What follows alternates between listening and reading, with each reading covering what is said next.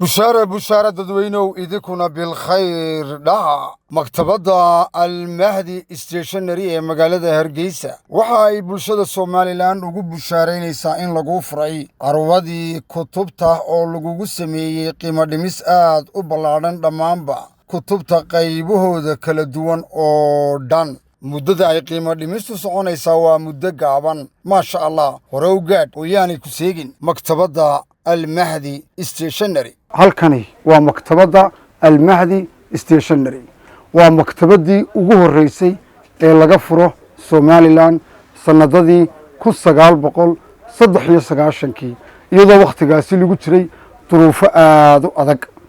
maktabadda almahdi ee bartamaha magaalada Hargeysa maanta waxa la idin wadaa bushaaradii ugu wanaagsaneed ugu qiimaha badneed ugu khayrka badneed bushaaradaasi sanad walba bishan oo kale bisha 11aad 2023 waxa lagu sameeyay shanta laga bilaabo shanta bisha aynu ku jirno ee 11aad ee 2023 ilaa 25keeda qiimo dhimis aad u ballaaran oo boqolkiiba 25 lagu sameeyay dhammaan kutubta halka taalo oo dhan ma sha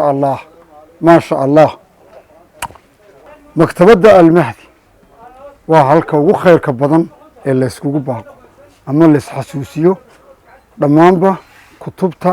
qaybahooda kala duwan oo dhan haddaba maktabadda almahdi stationary iyo carwada kutubtu waxa ay ka socotaa bartamaha magaalada Hargeysa ama ka soo horjeedka istaanka basaska idaacadda u baxa ama dhinaca galbeed ee fooqa Abokor Artan waxay u jeedaa dhanka koonfureed waxaad arki doontaa boorarka ay ku qoran yihiin maktabadda almahdi stationary iyo carwada kutubta wixii faahfaahinaya dheeraadna kala xidhiidh telefoonnada iyo ciwaanada ku muuqda